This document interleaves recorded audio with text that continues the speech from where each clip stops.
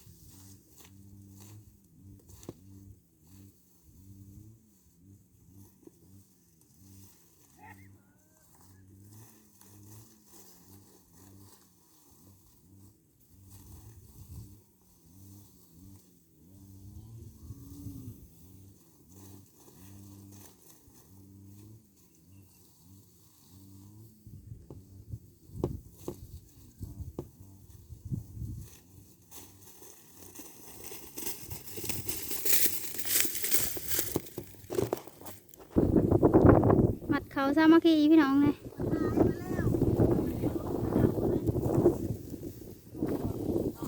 พอเซลกับมามัดซอยพี่น้องจะเป็นป้อยพากันกินกระแลมก่อนฮะเอาข้าวมาไว้กองแล้วก็มัดพี่น้องคือสิแล้วก็สิคนโตอีพี่น้องมาเลย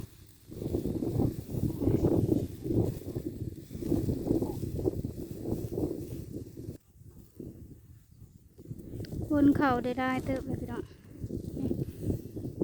นี่ตัวนี้ก็สำหรับรักซักเขาไม้คาลาวสหันได้พี่น้องก็อื่นคามั่งพี่น้องเลยแบบปูหานพี่น้องเลยจะได้มาประกันหุ่นเอาไม้คาลาวสหันแล้วก็เสียบก่อนแล้วก็หุ่นไปดิหุ่นเขาสามัคคีพี่น้องมีทางไก่พูนบังอันนี้ก็รถไทยเสื้อรถไทยเอาบดายห้าไปจนฮอดหลานบดายพี่น้องมันไก่ลมแห้งพี่น้องเลยหุ่นไปจนฮอดบดายมันลมทั้งจนจะลมจนตกคันนาพี่น้องนั่นไก่ชาวผู้ไทยก็หุ่นได้ลายลบเติบแต่ว่าประเทศพี่น้องเบิ้งผู้เกียร์ทาก็เกียร์ทาพี่น้องมาเบิ้งนี่พอเซลกับของชาวผู้ไทยพากันเกี่ยวเขาทาว่าหุ่นบ่ไหวว่ายังเจ็บบ้าอยู่อ่ะคือเพิ่นเกี่ยวทาพี่น้องชาวผู้ไทยสิหุ่นต่ออีพี่น้องบ่ได้พากันหุ่นต่ออีพี่น้องได้ยินเสียงจักรรถบ่พี่น้องอย่าเอาไปนะพี่น้องเลยหุ่นไปเสื้อหลานนะเสื้อรถไปเสื้อหลานนะมาเลยชาวบ้านก็สิหุ่นไปกองไว้อยู่บอนหันก้อนแล้วก็เอารถมาแล้วก็หุ่นขึ้นรถต่อเอาไปพุ่นเอาขึ้นไปถึงพุ่นพี่น้องเลยขับภาษาน้ำบ่ได้มันบ่ฮอดพี่น้องเลยอันนี้สิไปโคตรต่อก่อนพี่น้องบ้านนี้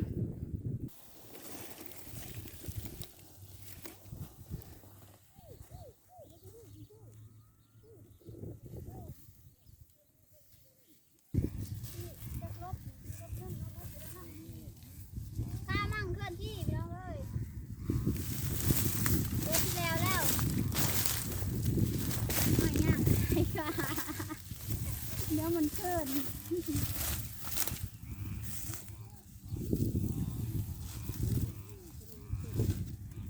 เคยที่สำเร็จเลยพี่น้องเ ดี๋ยวอีจักลบหนึ่งก็หมดละนี่เดี๋ยวมันก็เดินเดี๋ยวสิเกี่ยวเขาต่อมันพี่น้องเลยท้ายบุกต่อพี่น้อง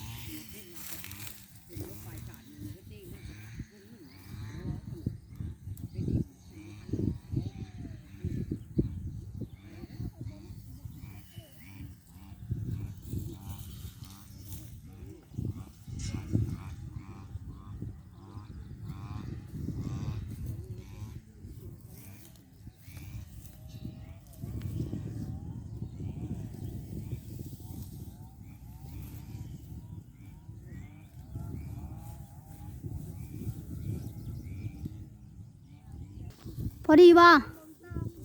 เอานะเบิ้งซองต่อไปอีกบ่คือสิแล้วพี่น้องเคยเอาไปตัวนี้แล้วก็เศร้าผู้ไทยก็สิเอาไปตัวนี้แล้วก็หมดแล้วพี่น้องบ้านนี้สิไปเกี่ยวข้าวต่อพี่น้องบ้านนี้นะเกี่ยวข้าวสามัคคีพี่น้องบ้านนี้มัดเขาคนเขาเกี่ยวข้าวสามัคคีพี่น้องบ้านนี้พี่น้องเพิ่นมาซอยพอเซลเพิ่นก็มาซอยพี่น้องมาเกี่ยวข้าวต่อพี่น้องบ้านนี้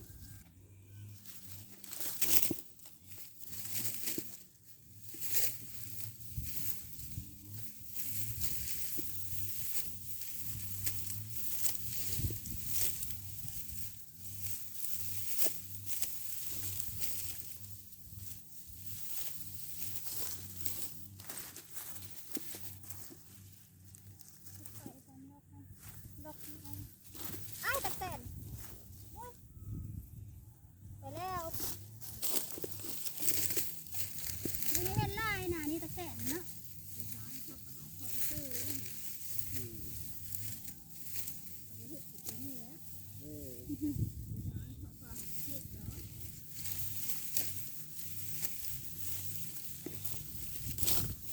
ร้านแล้วเราจะสีน่ะหนึ่งข้อหนึ่งเนาะ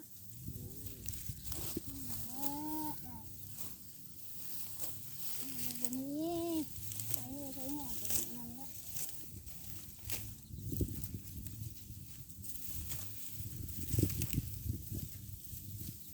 อ้าว คือว่านั่งพักแค่วันนี้เมื่อยว่าหัวหน้านะหัวหน้าเมื่อยแล้วส่งพรมกับป้านส่งพรมไปเนาะ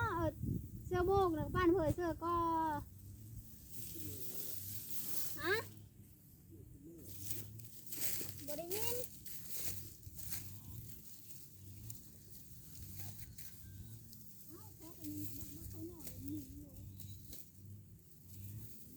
จักบ่ได้นอนเลยค่ะ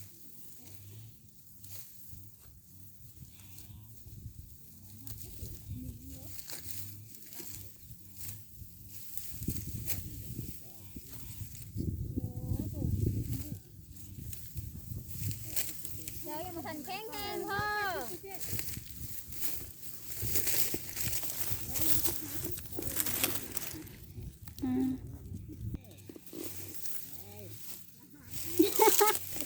เรากินน้ำพ่อกระเดิดแม่เจ้านะว่า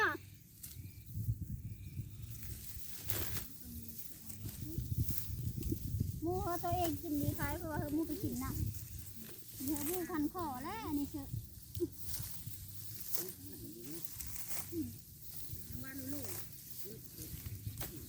เยอะทดลองสิบ่เขาก็ไม่ได้ทดลองก็แล้วบ่ได้เป็นยังจะได้ประคันกายรถ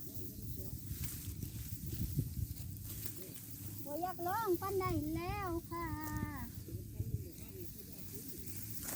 นั่นบ่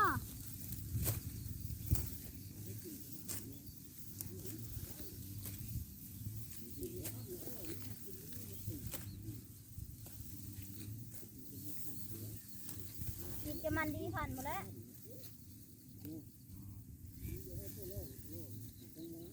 เขาก็มานั่งต้องแท่งเขามันก้อยละ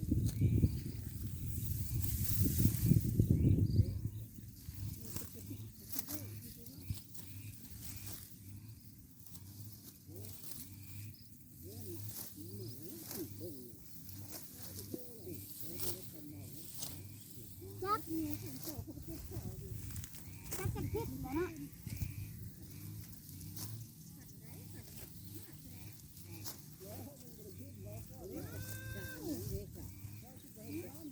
จะคิดเลยเนาะ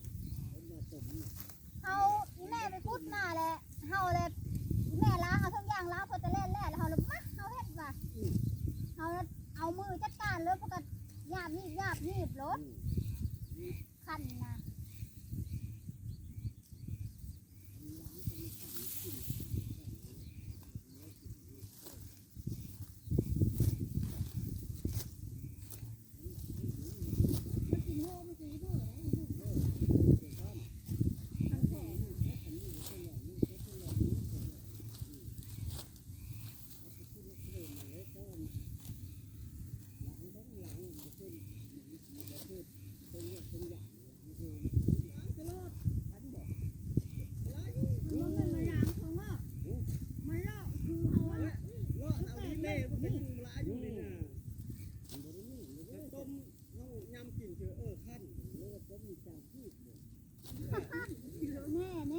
แน่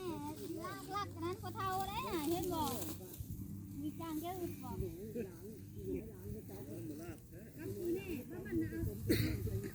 เอาอันลิ้นเล่ได้คนนั้นน่ะเล่นว่าผมว่าหลายอยากเอาเราเปิดแล้วก็เล่นลิ้นเล่นเนี่ยต้มแล้วคิดว่ามันจืดเลยย่ำกินแบบโอ้ย่ำนี่ไป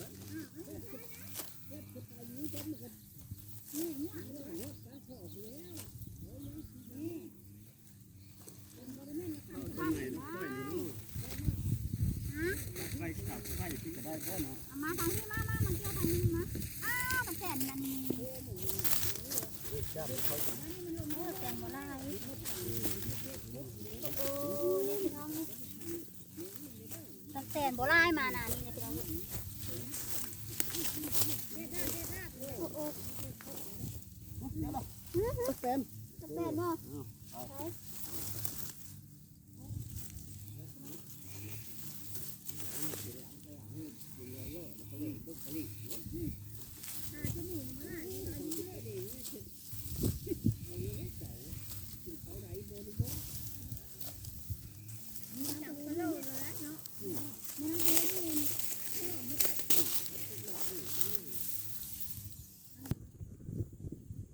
สำเร็จพี่น้องจะเป็นจนจะตกดินพี่น้องเบิ่งแข้งตัวบางไว้พี่น้องไปดิจนนี้แล้วละสำเร็จแล้วพี่น้องสามัคคีกันเกี่ยวเขาพี่น้องพอเชื่อพุ่นมือเลย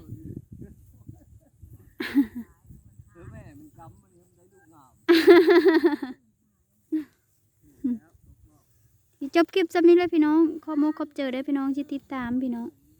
ที่เบิ่งเพื่อได้มักก็อย่าลืมกดไลค์กดแชร์กดติดตามกดกระดิ่งนี่เด้อพี่น้องเด้อเป็นกำลังใจให้ชาวผู้ไทยนี่เด้อพี่น้องเด้อจบคลิปจะมีแล้วพี่น้องไปก่อนพี่น้อง